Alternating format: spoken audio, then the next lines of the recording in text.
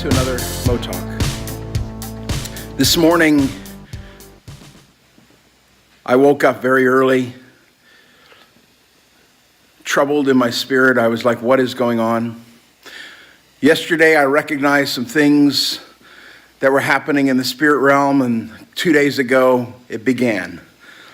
It was kind of a process through the day as the Lord reminded me of things that had occurred previously through other individuals and people that are engaged in Christianity, but nevertheless function under spirits that are not from Jesus. And I've seen it too often to ignore it. I can't ignore it anymore. There comes a time where you have to speak to those things that are impacting your brothers and sisters. And I recall a story that was spoken years ago, shared with me, where an individual had functioned in their prior life as a Satanist and later on would allow that gifting that they had to become a part of their life as they would curse people. And as a result, it was very interesting because people actually died. Now, we know that a curse can't alight without a cause, but if there is a cause, then that curse could alight. And so that's why it's important. And as I'm doing these talks with you, it's very important you understand that for all of us, we have to keep short accounts of everything. You got to forgive a lot. You got to get things out that don't need to be there.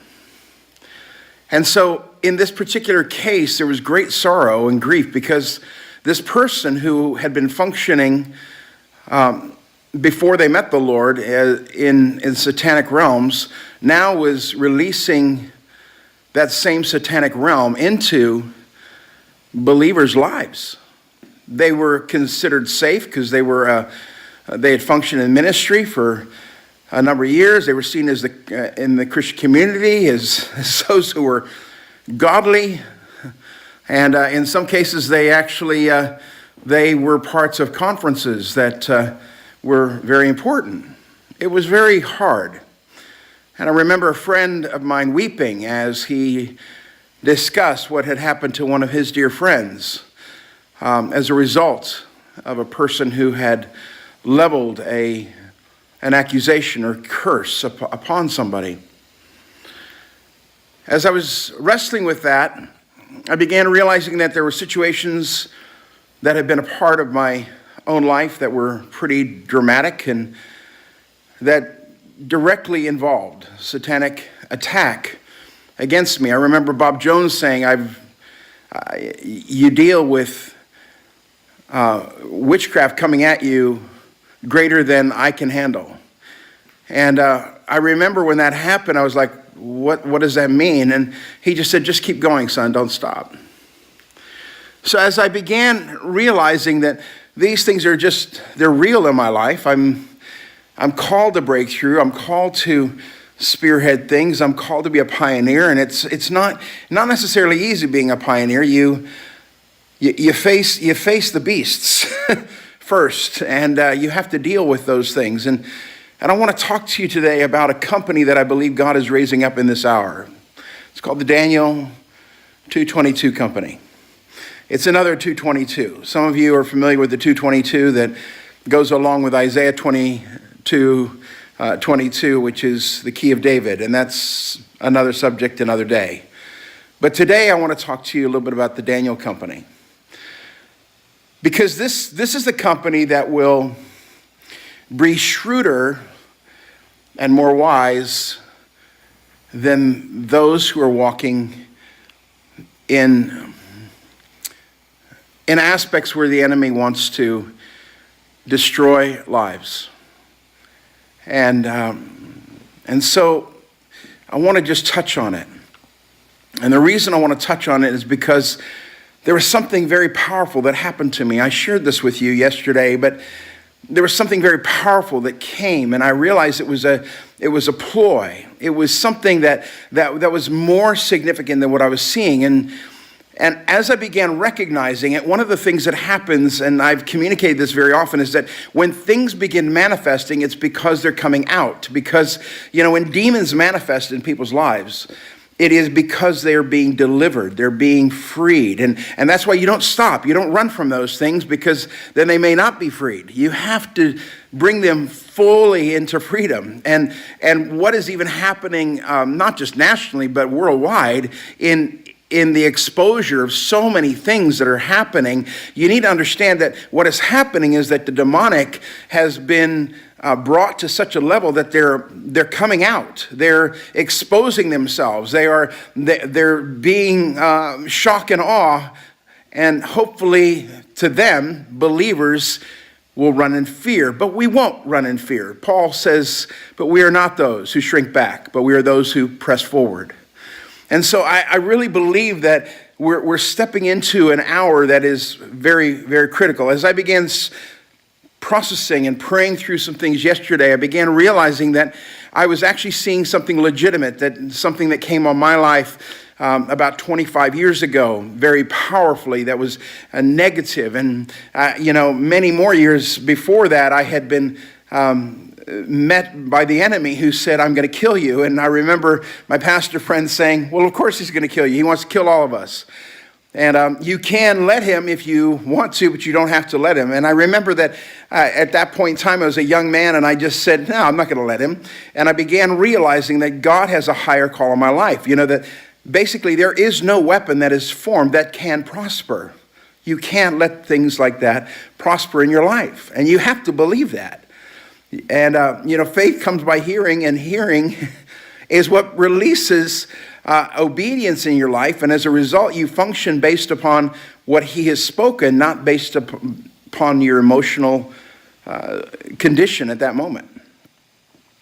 So as this began happening, I began realizing more and more that even some of the things that have come against some of those who are precious to me, I was like, you know what? This is like crazy satanic attack against my friends, my family, different people. And I began recognizing it. And this morning when I woke up, it was early morning, around 5 o'clock, I woke up, and I could see, and I won't even mention what the symbol was, but I could see these satanic symbols coming at me, and they were like approaching me. Every single one of these things, they were just coming at. I said, Lord, I am under satanic attack. And I began realizing what it was. And I was like, oh, this is easy. I just need to pray through this. I just need to recognize what it is and realize that the enemy has no hold on me, and he cannot have a hold on me. But I recognized what it was. And so as a result, things began shifting. So now, why did I bring up Daniel 2:22? Well, if you go to Daniel 2:22, you realize Daniel is in the midst of a situation where the king has actually had a dream. In the dream, he can't remember the dream, and he certainly doesn't know what the meaning of the dream is. He asks his soothsayers, he asks his witches, his wizards, his demonically inspired company for wisdom. They can't give it to him. Because there's something that the enemy can't see, and he can't see into those places that God has reserved for promise. He cannot see those things that are critical for what God is wanting to say to us personally. Daniel proceeds to go to the Lord, and he says, Lord, I got to have this. You got to give it to me. And it says that the Lord basically spoke something to Daniel, showed him the dream, and showed him the interpretation. He goes back to the king, and as a result, there was a national shift on who was really in control. It was just the first of many that would happen, but it was the first, and it was significant. And I believe that there's a company that is rising. I remember a number of years ago, I was riding on an airplane, and this woman came and sat next to me. I happened to be upgraded that particular time. I was in first class, and I began conversing with her, and I said, you had a dream. You had it 3 nights ago. You had it 2 nights ago. And here is the dream, and here's what it means. She said, how did you know? I said, the Lord wants you to know that he's for you and he's with you right now and he wants to help you. In fact, you had gone through a very destructive marriage where you were physically assaulted and abused in many ways. And you became freed of that. And actually, right now, you're living with a man. And it sounds like John 4, doesn't it? You're living with a man. And you are planning to marry him in June. He is a good man. And God is going to come and visit you guys. She said, how did you know that? And I said, well, God loves you. And I said, and not only that, I said, your middle son has gone through significant physical problems ever since he was born. He's been in the hospital many times, and you're concerned that he's not going to live out a full life because of some of the things that he has had to walk through. She said, well, I don't have a middle son. I said, well, actually you do, because you miscarried your eldest son. She said, how did you know? I said, I don't know, but he knows everything. He knows everything about you. And what I believe that the Daniel 2:22 company is those who are going to function not based upon information given to them so that they can have revelation, but those who are functioning under a realm where revelation is coming from the Father, because revelation that comes from the Father sets people free. And so I believe that God is raising up a company that are going to begin functioning in a very different realm. But you have to listen to some things in this whole process. And this is very, very important that you understand that listening is more critical than speaking. Because if you don't hear right, you're just going to speak words. I've heard people prophesy and I'm going, that's coming directly out of their own soul, that's coming out of their emotion, it's coming out of experiences that they've gone through, it's going through, and so they're not listening, they're just speaking and filling the air with words that really don't amount to anything, they're not helping anybody. But this morning as I was considering this, I thought about 2 Kings 6, where Elisha is there and the king of Aram basically keeps getting thwarted on his attacks against Israel over and over and over. And eventually he goes to his staff and to his people and he goes, who in this room, who is against me and is giving information to the Israelites? What is going on? And this servant comes up and he says, oh, you don't know? There's a prophet in Israel. His name is Elisha. And what the king whispers in his bedroom, in his chambers, God tells Elisha and Elisha tells the king. And he said, what? The end result of that whole story would be that the king would go ahead and approach Elisha, and you know the rest of the story. Basically, God gives them into Elisha's hand. He leads them back home. They're blinded by the Spirit of God, the angelic hosts that are with Elisha, and there is an incredible breakthrough in that whole assault against Israel.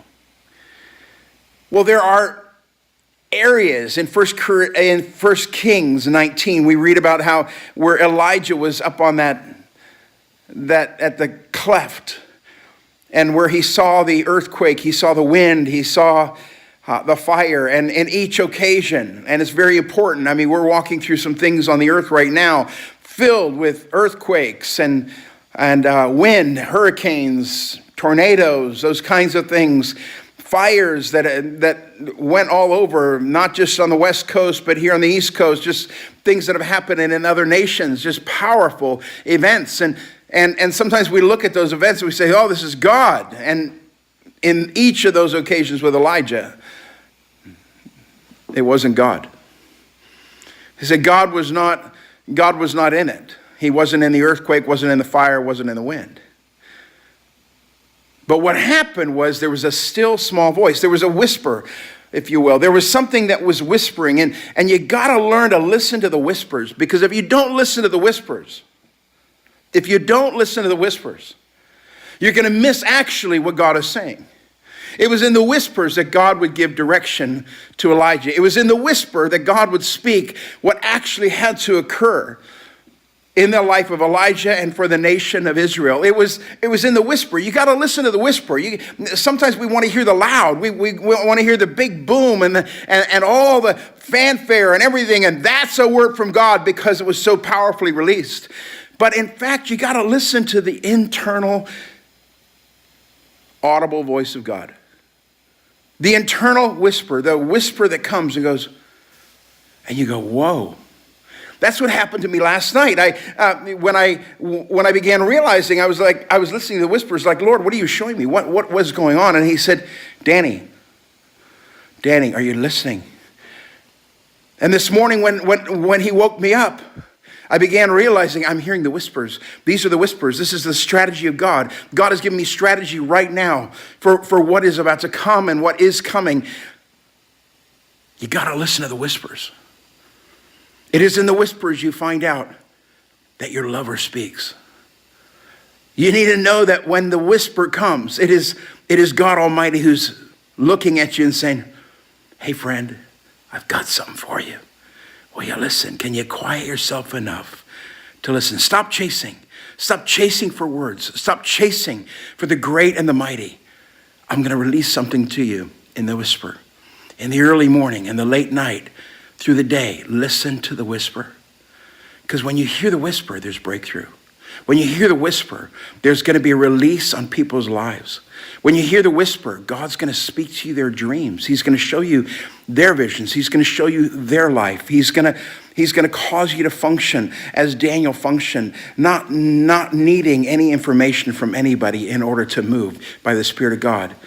He just had the whisper. He heard God. Today, my prayer for you is that you hear God, that you hear his voice, that as he speaks to you, there'll be breakthrough in your life. Bless you. Have an awesome day.